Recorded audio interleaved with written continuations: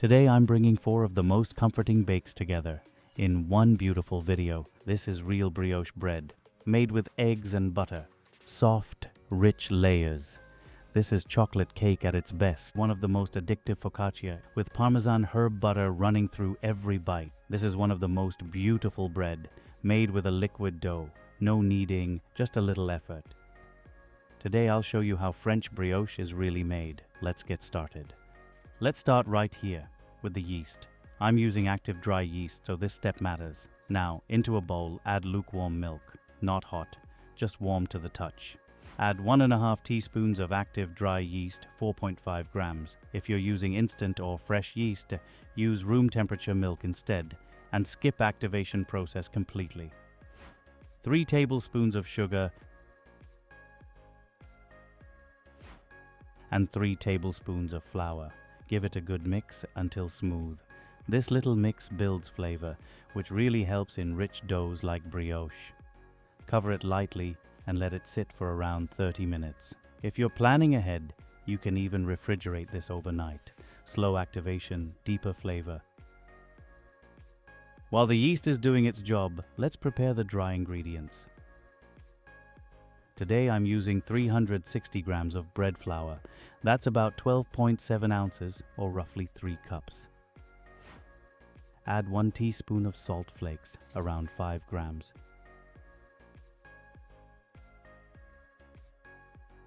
Mix it well and set it aside for now. No rush here. Next, the eggs and butter. I'm using 3 whole eggs and 3 egg yolks today. The total egg weight comes to 195 grams. If you want to make this eggless, just skip the eggs entirely and replace them with the same weight of milk.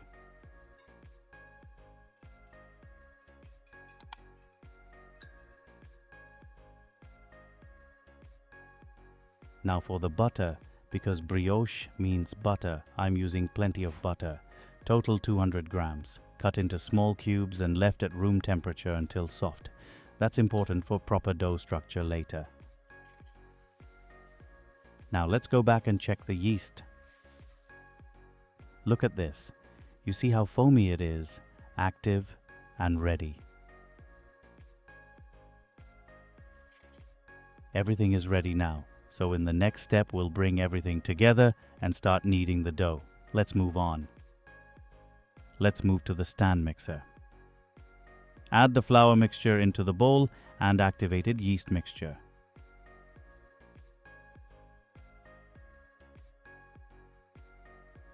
Start kneading on low speed, speed 1 or 2. Actually, you can knead this by hand, but honestly, a stand mixer makes life much easier for brioche. This dough is very moist. It's heavily enriched with eggs and later a lot of butter. Developing gluten properly by hand would take a long time and a lot of effort, so let the mixer do the hard work. Add the eggs slowly, little by little, while the mixer is running. Don't rush this step. Let the dough absorb the eggs gradually.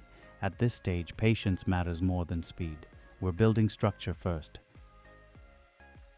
Stop the mixer occasionally and scrape down the sides of the bowl. This helps everything knead evenly. You might be wondering why we're not adding butter yet. That's intentional. Brioche is an enriched dough made with eggs and butter, but butter goes in after the gluten is developed. If you add butter too early, it coats the flour and prevents proper gluten formation. So first, structure. Then richness.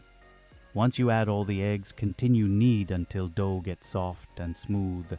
You'll notice the dough starting to tighten, smooth out, and stretch. That's the gluten developing.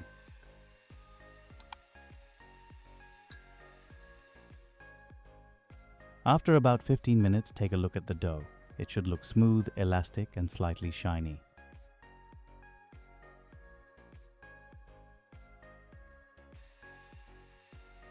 So we go back to the mixer.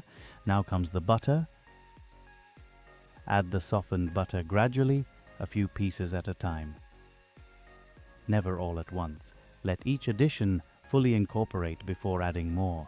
If butter is added too quickly, it won't emulsify into the dough. you'll end up with a greasy, broken texture. If the dough starts sticking to the bowl or looks messy, stop the mixer, scrape down the sides, and continue.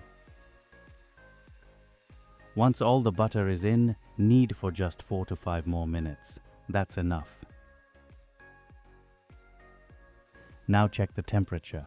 If the dough feels warm, especially in summer, don't push it further. Warm dough and butter don't get along very well. At this point, my dough temperature is around 25 degrees Celsius, so I'm placing it in the fridge for 30 minutes to cool it down.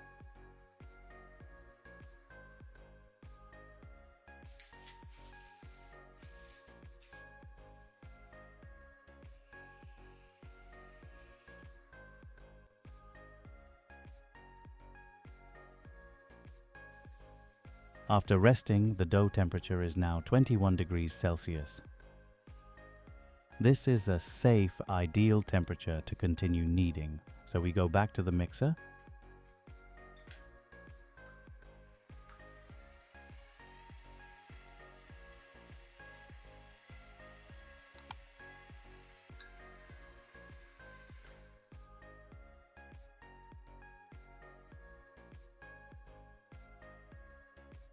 Now the dough is ready.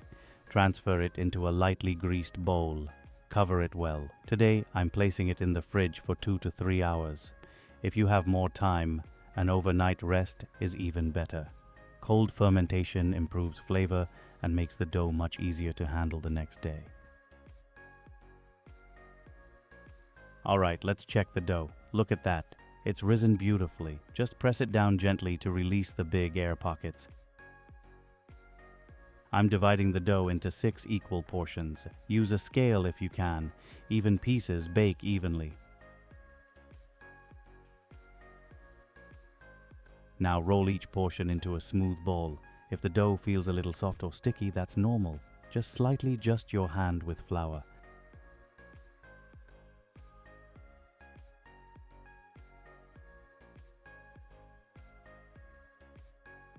Now, place the balls side by side in a greased bread pan.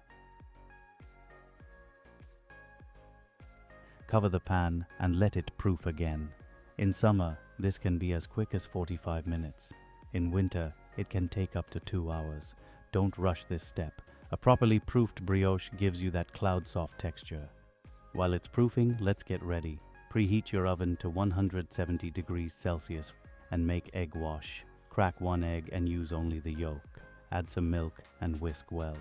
Milk in the egg wash gives a softer, more even golden color. If you want a darker, shinier finish, use only yolk, no milk. Once the dough is proofed, brush the tops very gently, light pressure only. If you press too hard, you'll deflate that beautiful rise. Now, into the oven. Bake for 30 minutes. Halfway through, check the color. If it's browning too fast, cover the top loosely with foil. This keeps the crust from getting too dark while the inside finishes baking. Once it's baked, don't slice yet. Let the loaf rest in the pan for 10 minutes. Then transfer it to a wire rack and cool for at least 1 hour. Let's discuss with best tips. First, if the dough feels very soft, don't worry. Brioche dough is meant to be soft and a bit sticky. Second one, use softened butter, not melted. Soft butter blends in smoothly and gives better structure.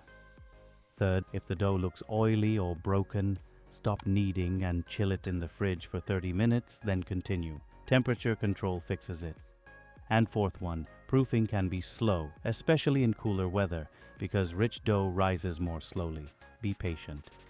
So, how is the recipe? If you enjoyed this brioche method, give the video a thumbs up, share it with someone who wants to make brioche at home, and subscribe for more easy, delicious recipes. This is one of the most beautiful bread, made with a liquid dough. No kneading, just a little effort. Yet inside, you get those big airy bubbles. Just mix, let it rest, and allow time to do the work. So let's get started. You know, this Italian bread is famous for two things: that floury crust on the outside and the airy, chewy crumb on the inside. And a lot of that texture comes from bread flour. For today's recipe, I'm using 480 grams of bread flour. That's about 16.95 ounces, or roughly 4 cups. But if you don't have bread flour at home, that's totally fine. You can use normal plain flour and still get good bread. Once the flour is weighed, add salt. Mix it gently and keep it aside for now. We'll come back to it in a moment. Now let's prepare the yeast liquid. I'm using normal drinking water today. The water temperature is around 40 degrees Celsius. My kitchen isn't hot today, and the humidity is a bit low, so this temperature works perfectly. I'm using 480 grams of water, which comes to about 16.95 ounces. Same amount as the flour. Yes, this is a high hydration dough.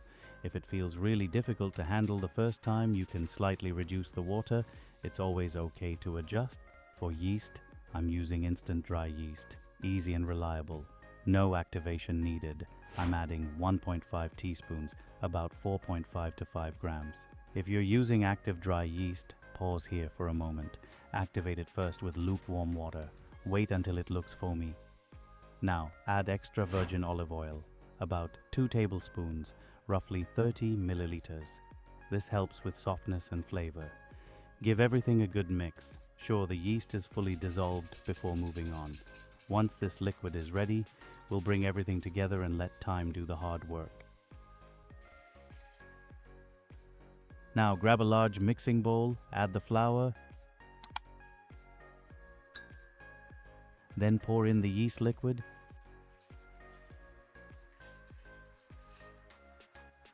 Start mixing until everything comes together. Today I'm using a Danish dough whisk. It's perfect for sticky, wet dough like this one.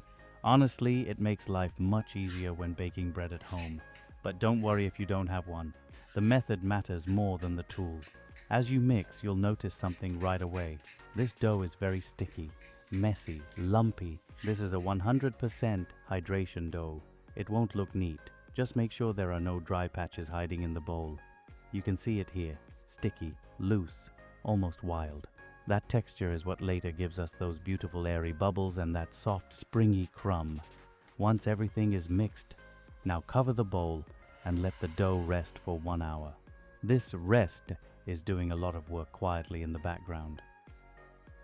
The flour absorbs the water, the gluten starts to form, and all of this happens without kneading.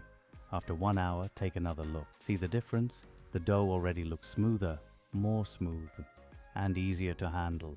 Now lightly wet your hands with water. This prevents sticking and keeps the dough happy. Now we start the first round of stretch and folds. Take one side of the dough, gently stretch it up, and fold it over to the opposite side of the bowl. Rotate the bowl a quarter turn. Stretch, fold. Repeat this all the way around the bowl. No rush here. This only takes about 2 minutes. And no, it's not hard at all. This simple movement strengthens the gluten slowly without kneading, and over time, it's what creates that light, open structure inside the bread. That's it for this round. Now cover the bowl again. Let the dough rest for the second time, about 45 minutes. When you come back, you'll notice the change right away. It feels smoother, a little stronger, and much easier to handle. This is a good sign.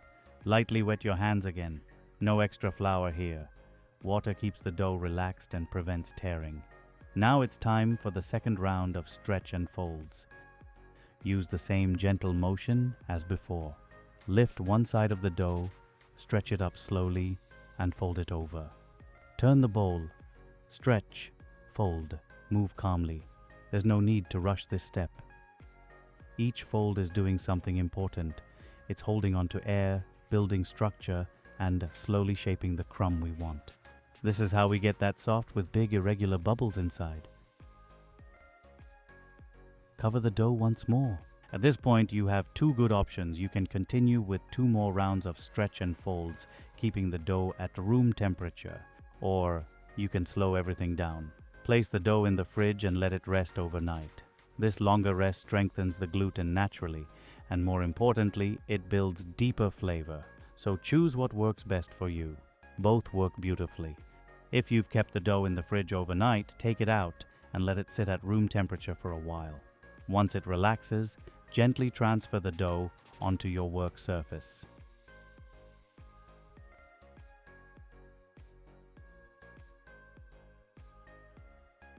Today, I'll show you two shaping options.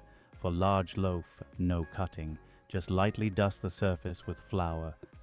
Lift the dough gently and transfer it straight into the baking tray. Let it rest for a short while. While dough is resting, make sure to preheat your oven to 230 degrees Celsius. Then it's ready for the oven. For smaller breads, I have another dough here made with the same ingredients and method.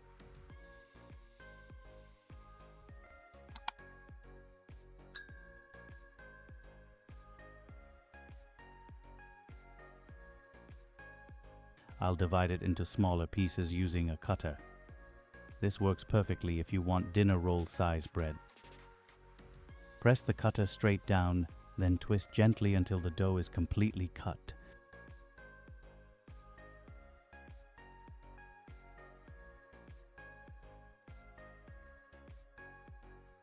Once the pieces are cut, transfer them to the baking tray and let them rest for 15 to 20 minutes more.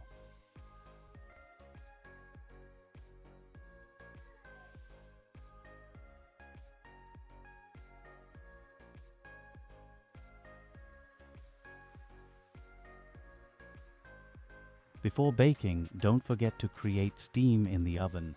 This helps the bread expand properly and gives a better crust. For the large loaf, bake for 25 to 28 minutes.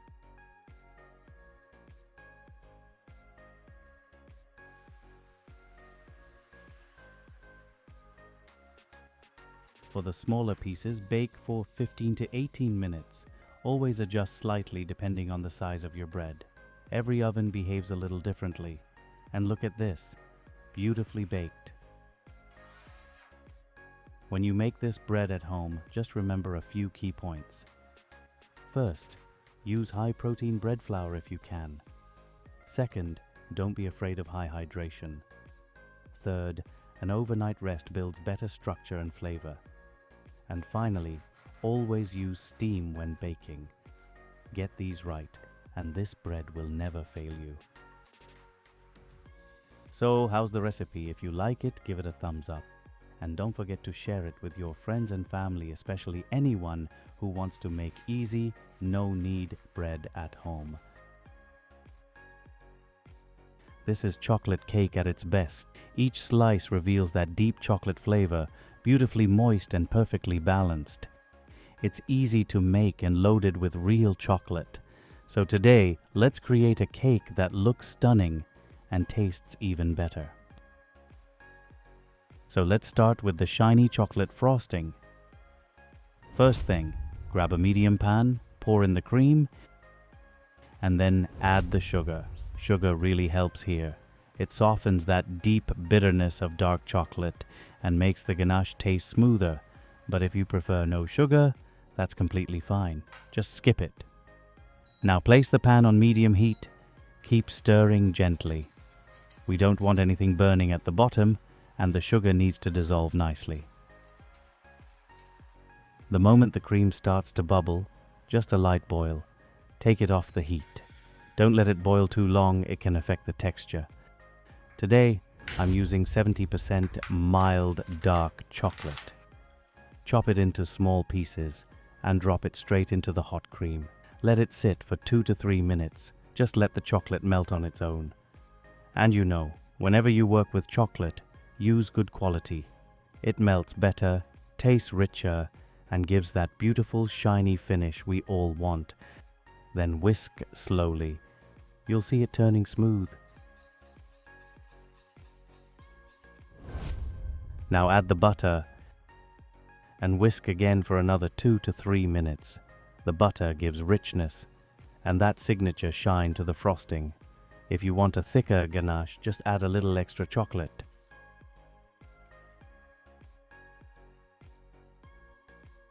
Once it's shiny and perfectly smooth, strain it.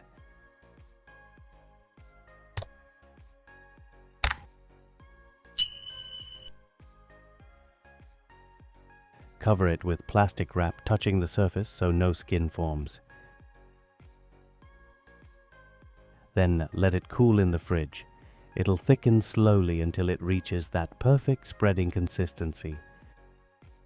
So, our frosting is cooling, and now let's start making the cake. Before we go ahead, preheat your oven to 170 degrees Celsius, because within just 15 minutes, our cake batter will be ready. So let's start with the wet ingredients. I'm using 1 cup, 250 milliliters of full-fat milk. And we're going to turn this into homemade buttermilk by curdling it with vinegar. You can also use ready-made buttermilk if you prefer. Heat the milk in the microwave until it's hot. Then pour it into a medium bowl.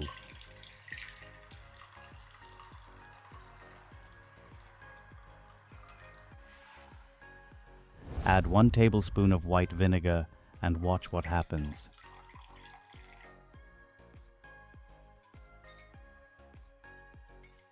As soon as you whisk it, the milk begins to curdle. That's exactly what we want. Whisk for a moment to break down the larger pieces into smaller, smooth bits.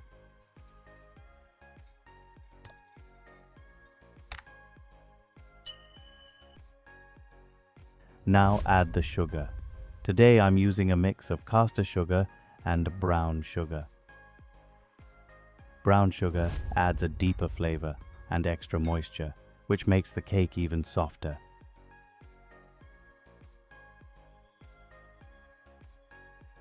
Whisk well until all the sugar dissolves nicely. Now add the oil. I'm using sunflower oil here. Oil gives the cake a smoother texture, adds moisture, and actually helps the cake stay soft for longer. Then add a little vanilla extract. Vanilla gives that beautiful bakery-style aroma. Even a small amount makes the cake smell fresh and professional.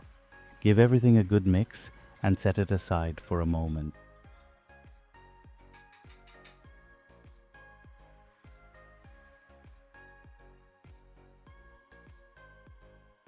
Now let's prepare the dry ingredients.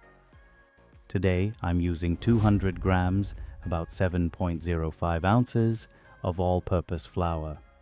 Always weigh your dry ingredients for consistent results. Now sift all the dry ingredients together. When it comes to cocoa, choose a good quality one. It blends smoothly into the batter, gives a rich dark color, and makes the chocolate flavor deeper and more intense. Now add 1 teaspoon baking powder, half teaspoon baking soda,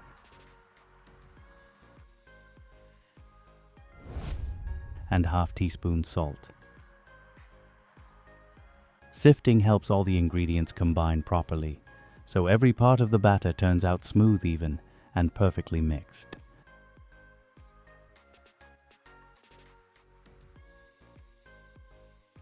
Once the dry ingredients are ready, pour the liquid mixture into the bowl.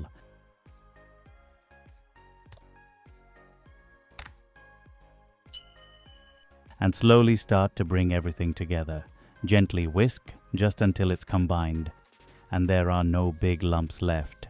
Don't overmix. Overmixing strengthens the gluten and a tight batter rises unevenly. That's what causes cracks on top. Now pour in the hot water.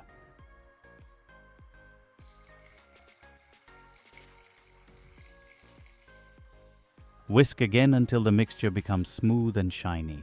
This step makes the cake extra moist and gives that beautiful fudgy texture. But again, no overmixing. Once the batter is ready, prepare your baking pans.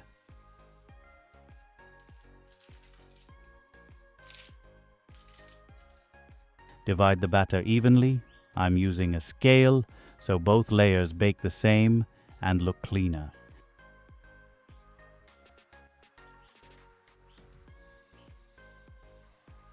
Give the pans a gentle tap to release any air bubbles. Bake at 170 degrees Celsius for about 20 minutes.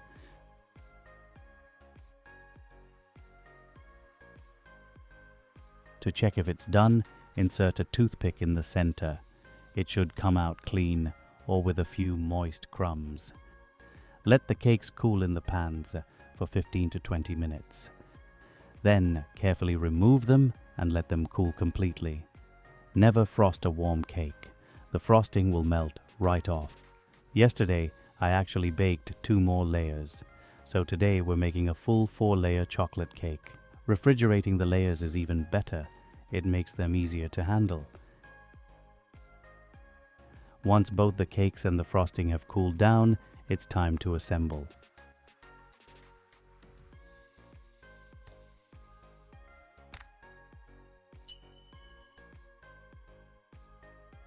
Place the first layer, add a generous amount of frosting, and spread it evenly with a spatula.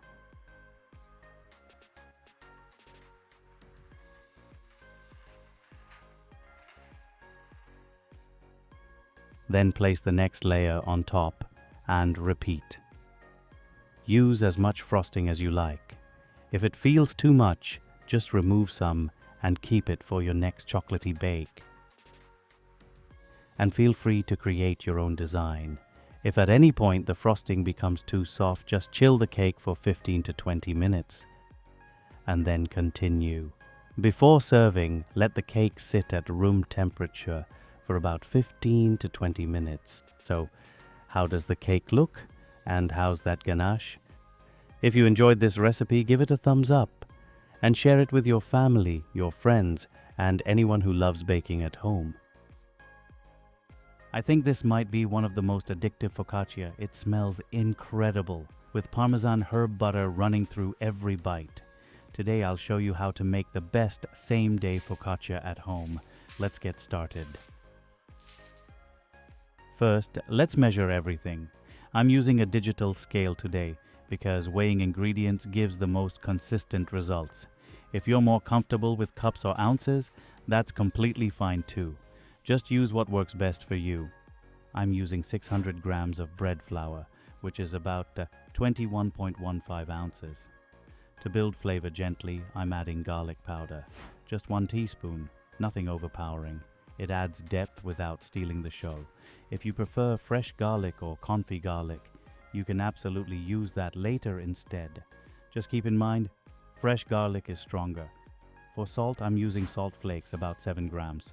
Salt doesn't just add flavor, it balances the dough and brings everything together. Now, give it a quick mix. Once that's done, set it aside for a moment. Easy so far, right? Now let's measure the water. Today, I'm using regular drinking water from the tap, no special treatment needed. For this recipe, I'm using 540 grams of water, which is about 19.05 ounces. Next comes the yeast.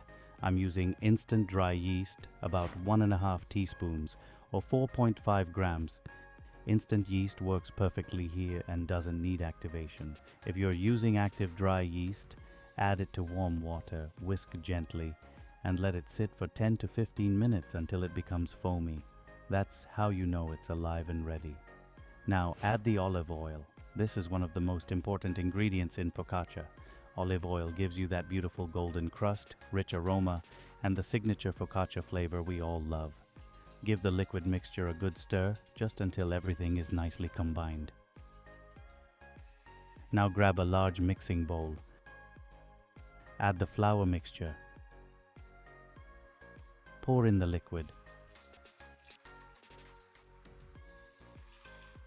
Start mixing slowly. Today, I'm using a Danish dough whisk. It's perfect for dough like this, wet, sticky. As you mix, you'll notice it right away. This dough is very sticky. That's normal. Different flours absorb water differently. Higher protein flour can take in more water, so if your dough feels slightly tighter or looser, that's completely fine. You can always adjust with a little flour or water if needed. Don't worry about how it looks right now. Messy, lumpy, a little wild. Just make sure there are no dry patches hiding in the bowl. You can see it here. Sticky, loose. This is exactly what we want. That texture is what later gives us those beautiful big bubbles and that soft, airy crumb inside. Once everything is mixed, scrape down the bowl, cover it, and let the dough rest. You can rest it anywhere from 1 to 2 hours, depending on your kitchen temperature. In summer, it moves faster. In winter, it needs a little more patience. This rest is important. It allows the flour to fully hydrate and the dough to start building structure on its own. No kneading, no effort, just time doing the work. After about an hour, take another look at the dough. You'll notice it right away. It already looks smoother, more relaxed, easier to work with. This is the dough starting to come together. Now lightly wet your hands with water. It prevents sticking. Today we're going to build structure gently here. No kneading, just folds. For this recipe, we'll do total 3 rounds of stretch and folds, followed by 1 round of coil folds. Let's start with the first round. Take one side of the dough, gently stretch it upward, then fold it over toward the opposite side of the bowl. Rotate the bowl a quarter turn, and repeat. No rush here. These slow, simple movements strengthen the gluten naturally without tightening the dough. This is how we create a focaccia that's light, airy, and full of open texture inside. Once you've gone all the way around the bowl, cover the dough again. Let it rest for 30 to 45 minutes. When you come back, it's time for the second round. You'll already feel the difference. The dough is smoother now. More elastic, less sticky. Repeat the same gentle motion. Stretch, fold, rotate the bowl. Each fold is doing something important. It's trapping air, it's strengthening the dough, and it's building the foundation for those big irregular bubbles later on. This is exactly why I like using high-protein bread flour. It gives the dough strength without making it tough, and it helps focaccia hold its shape beautifully.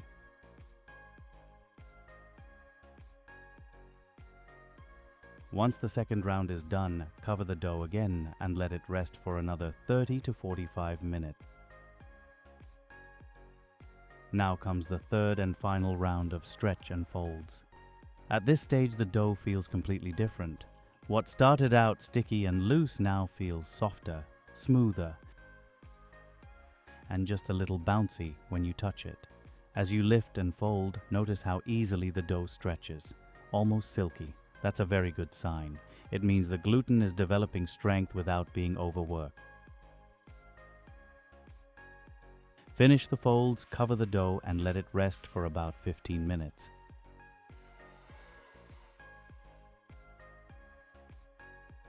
After this short rest, we'll switch to coil folds. Gently lift the dough from the center, allowing the ends to tuck underneath themselves.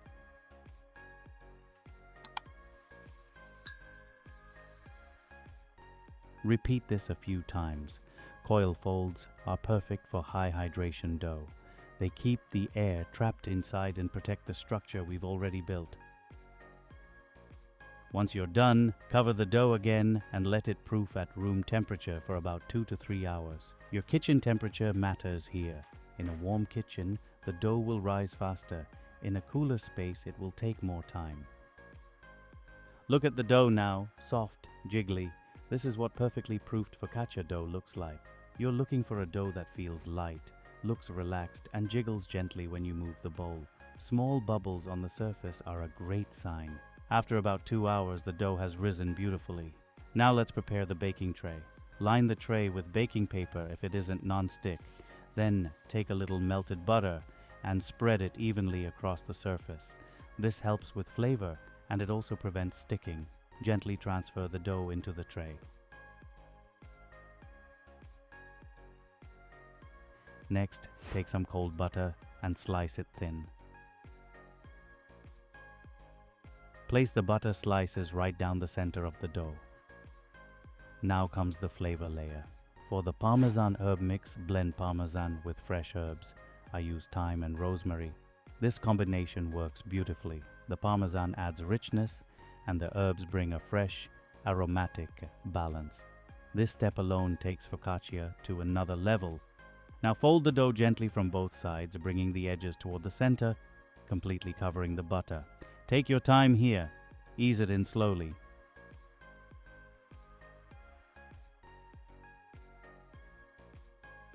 Once folded, spread the dough out gently with light hands. No pressure. At this stage, the dough needs its final rise. Cover the tray loosely and let it rest for about 45 minutes to 1 hour.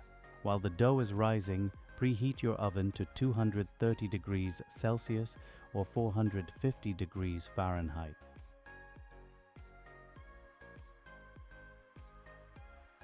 Now look at the dough. It has risen nicely, almost doubled in size. That's perfect. Before baking, drizzle some melted butter over the surface.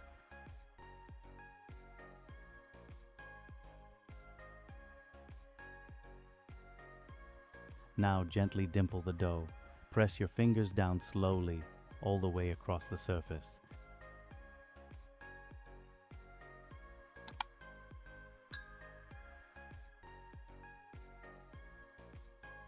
Once it's ready, place the tray into the oven. Before baking, pour a little water into the hot tray to create steam in the oven. This helps the bread open up and rise better.